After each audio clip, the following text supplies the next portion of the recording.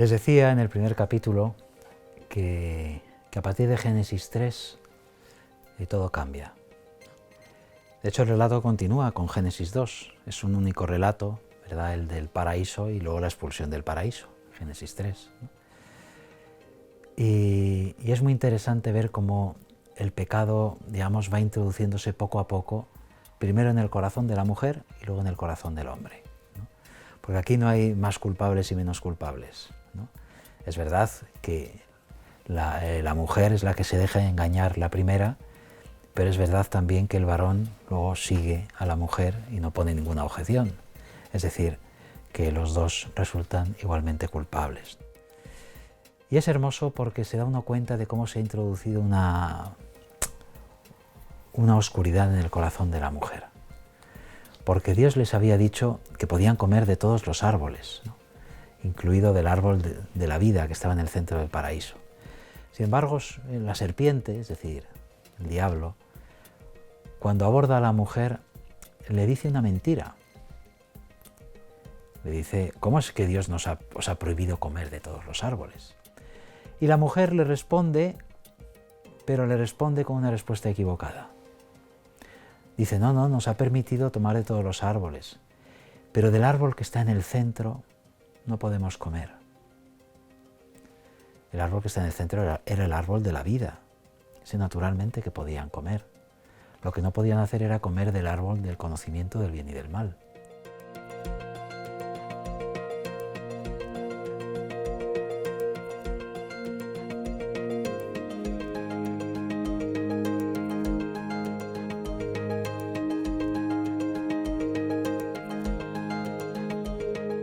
¿Cómo entender esto? No hay que olvidar que estamos en un mundo simbólico.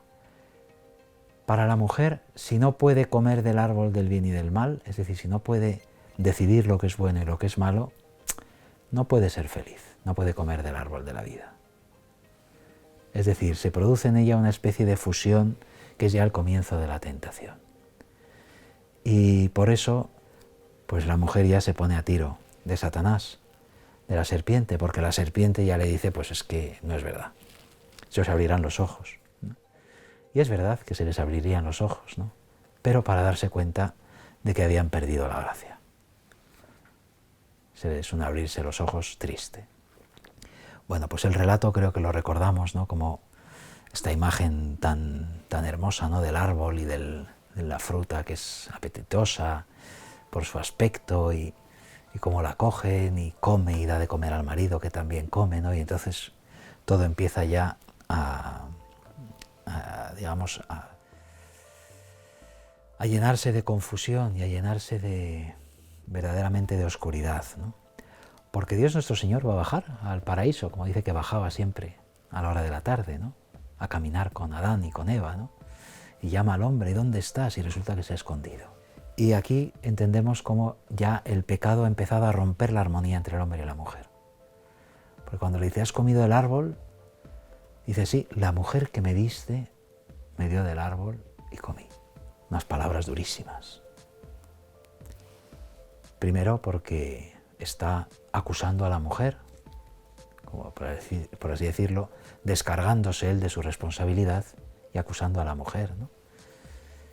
Y en segundo lugar, está en último término acusando a Dios nuestro Señor de su pecado.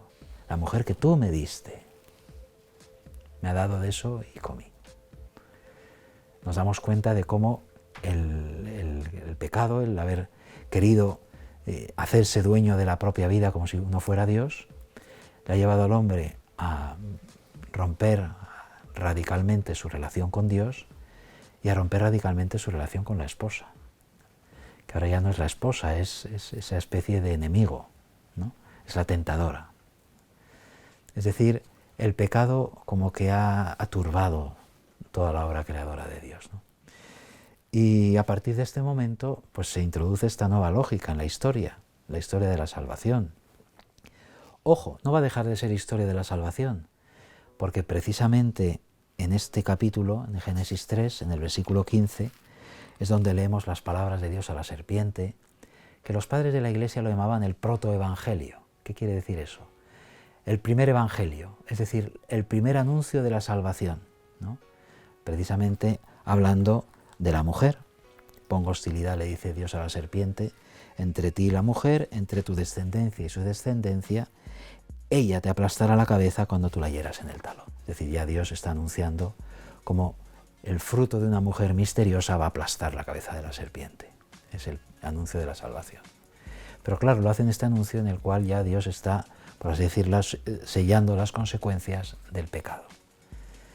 Y ese pecado que ha alterado radicalmente las relaciones, no hay que olvidar que el corazón son las relaciones, el corazón no son los sentimientos, ¿no?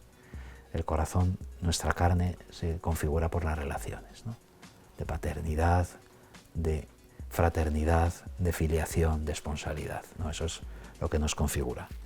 Por eso, al verse radicalmente alteradas las relaciones del hombre, como que todo queda afectado, se introduce el pecado en toda la humanidad.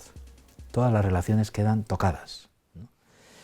Y en particular la relación entre el hombre y la mujer. No solo hemos visto cómo Adán acusa a Eva de haberle tentado, por lo tanto de su pecado, ¿no? Sino que además, pues Dios nuestro Señor le dice a la mujer, ¿no?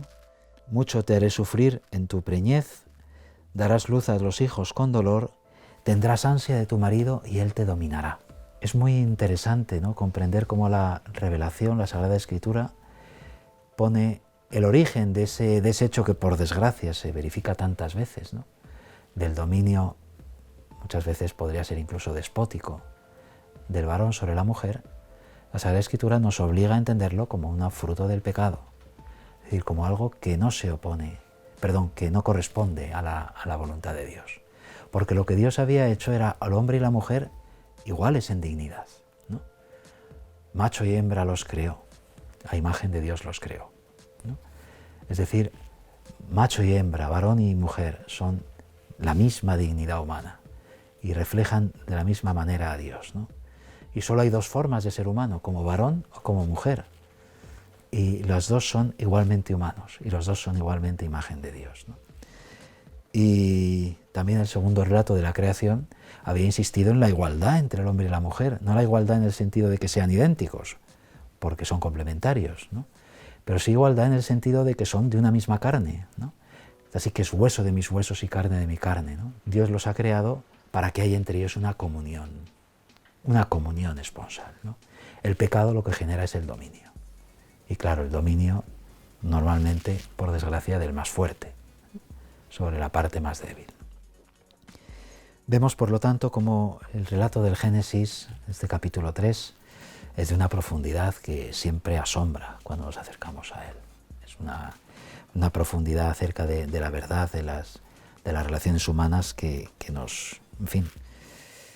Sin embargo, esto no anula la promesa inicial de Dios, porque la humanidad sí ha quedado herida por el pecado. Sin embargo, el relato, ya hacia el final del capítulo 3, en el versículo 20, nos dice: Adán llamó a su mujer Eva, por ser la madre de todos los que viven. Eva es la forma en castellano de la palabra hebrea. La palabra hebrea es Javá, ¿no? Y quizá me pregunten qué significa Javá en hebreo, ¿no? Es la viviente. La viviente. Eva es la que está llena de vida, ¿no? Es el mejor nombre para una mujer, ¿no?, cuyo ser está tan lleno de vida que es que la puede transmitir y la puede acoger, ¿no? De modo que incluso después del pecado, la mujer y por lo tanto el hombre van a ser capaces de transmitir la vida. Una vida sí, herida por ese pecado, pero una vida en la cual seguirá vigente la imagen de Dios. No hay que olvidarlo. Seguirá vigente esa imagen. Dañada por el pecado, eso sí, pero capaz de ser restaurada por una nueva acción de Dios, ¿no? Es algo así como si cuando vamos a un sitio de esos donde hay espejos deformantes, ¿no?, que una figura humana bellísima se refleja en ese espejo y parece un monstruo, ¿no? Y pues como que en el corazón del hombre ha pasado algo parecido, ¿no?, que ha quedado deformado. Por lo tanto, la imagen de Dios que se refleja en él muchas veces es una imagen que asusta, ¿no?, que no es la imagen verdadera, ¿no? Y por eso es necesario que el corazón sea renovado para que la imagen de Dios vuelva a salir con toda su fuerza. Bueno, pues es muy interesante comprender esta fuerza de pecado que ha entrado en la humanidad, ¿no? Porque esto nos explica cómo luego ya en el Antiguo Testamento el matrimonio va a ser una institución muy importante, ¿no? Y sin embargo va a estar herida por el pecado, ¿no? Sigue existiendo, es algo sagrado, algo que el Decálogo protege con toda su fuerza, ¿no? No cometerás adulterio, es uno de los mandatos principales del Decálogo, ¿no? Y además está penado con la muerte. Y el hecho de que cometer adulterio esté penado por la muerte no hay que entender en el sentido de que hay que matar a todos los adúlteros. Es la forma que tiene la Sagrada Escritura de decir, el adulterio es algo tan grave que produce la muerte. Que produce la muerte, muerte del vínculo, muerte de la relación, muerte del amor, muerte en cierto modo de quien lo realiza, ¿no? Por eso cuando en la Escritura se nos dice que algo está penado con la muerte, hay que interpretarlo conforme a su espíritu, que es este. El mostrar la gravedad radical, ¿no? Igual que la apostasía, el negar a Dios está pecado con la muerte, o que el homicidio está penado con la muerte, pues también el adulterio está penado con la muerte, porque lo que se quebranta es un bien tan importante que es que ocasiona la muerte. Bueno, pues decía cómo, por desgracia, aunque el matrimonio existe, pues en el matrimonio se van a introducir vicios, ¿no? Incluso estructurales, ¿no? Existirá la poligamia, ¿no?, en Israel, y existirá el divorcio, ¿no? Aunque esto en la Biblia aparece poco, pero sabemos que existía ahí, ¿no? Hay algún pasaje, nunca se legisla ni sobre la poligamia ni sobre el divorcio, pero a veces se presupone. Y sobre todo sucede, ¿no? Sobre todo en las narraciones bíblicas, ¿no? Qué interesante es ver que siempre que si hay una relación, siempre que hay varias esposas, no se condena, simplemente se narra. Pero la forma de narrarlo nos da a entender que eso genera siempre conflicto, genera siempre violencia, genera siempre injusticias, genera envidias. Es decir, es la forma que tiene la Sagrada Escritura de demostrar cómo algo no corresponde al plan originario de Dios. Y por lo tanto es algo que hay que sanar.